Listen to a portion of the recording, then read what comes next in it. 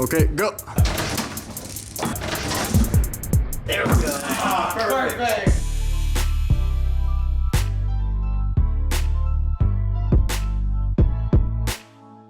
Everybody who loves cars started out life loving toy cars. Toy cars are great. You can collect many more of them than you could ever collect real cars. If you wreck them, you don't have to get the cops involved. They're just fun.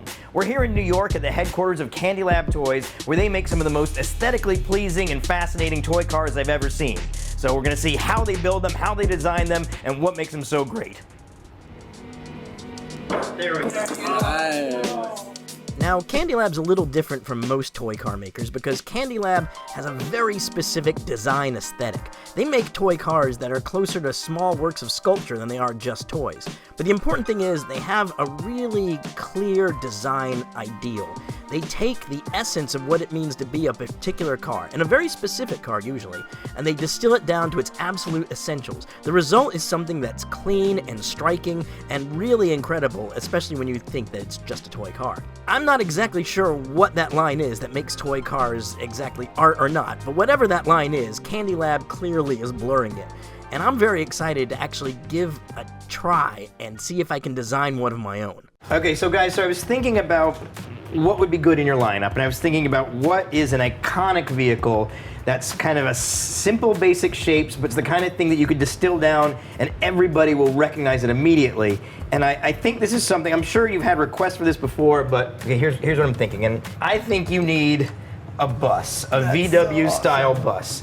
And the thing, so I feel like it's basically just like one big slab. This V line that it has is where the two tones are. It immediately should read like a bus. So you have the Type 2 pickup, was like the base one. And then we could add onto the Type 2 pickup a top that would make it into like a standard bus. Yeah. And if we put one of your magnets here, then we could add like a camper pop-up top, or they could put, you know, the surfboards on top there if you want to. Tell me how you'd go from this rough drawing to something real. So between the two of us, we would start modeling it on the computer. 3D. Then it becomes a conversation between that and the actual engineering.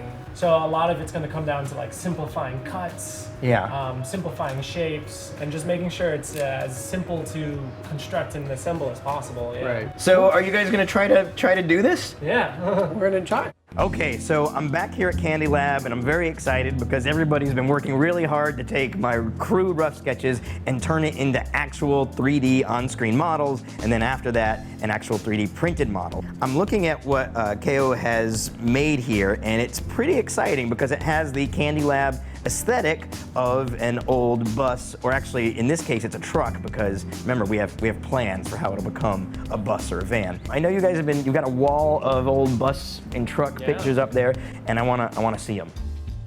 So we've gone over to their inspiration wall where they have a whole bunch of pictures of great old buses and trucks, and we're going to try to decide what details we want to keep, what aren't needed to get to the really distilled design language that Candylab uses.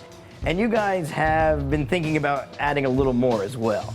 Right, because we're discussing, I mean, the headlights, for example, are really iconic. Now, you normally don't put lights in your cars, so how are you going to do the lights in keeping with your minimalist aesthetic? We have some pins that we've developed, all our wheel pins, where we have different sizes and things. This is a hubcap.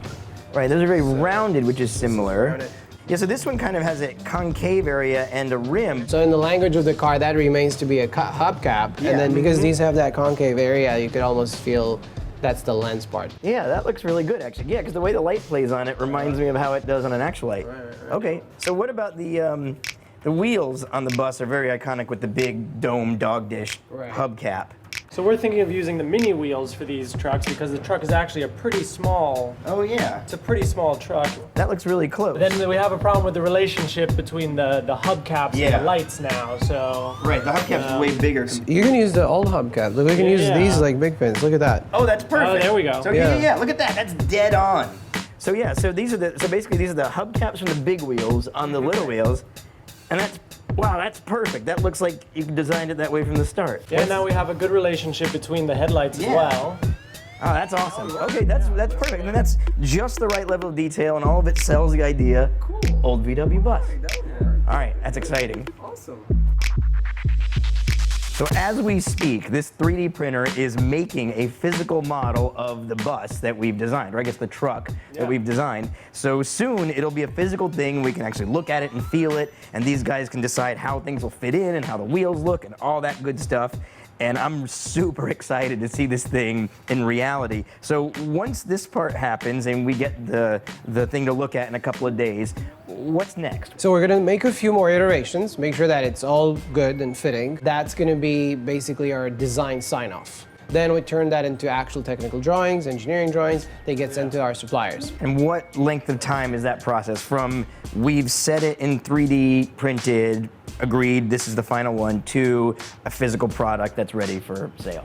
If we're exactly knowing what we're doing, which is not always the case, but assuming that this is it, we lock the design down, it will take about a month and a half to 2 months to get the first samples in wood from our suppliers. Well, I'm super excited about this. I can't wait to see it just from selfish reasons, since I want to hold the damn thing and play with it like a kid. Right. So this has been great. I can't wait to see the final thing. And again, thanks guys so much for walking me through this process. Thank you. This has been a blast.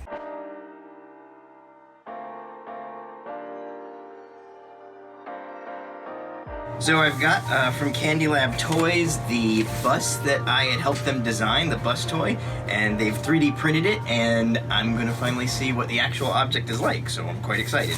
I've seen this, I drew it on the whiteboard, and I saw it in digital format, so I'm just excited to hold it as an object. Oh boy. Whoa, look at it. The final design is exactly what I was hoping for. It's got Candylab's minimal aesthetic, but you can absolutely tell what vehicle it is just at a glance. It's clearly an old microbus. There's certain details I really like. I like the slight V-cut in the front that suggests the split windshield, and I love the way that the truck is able to become a bus or a canvas-topped truck by just dropping in the pieces. It all works way better than I even thought, and I think it's going to be fantastic.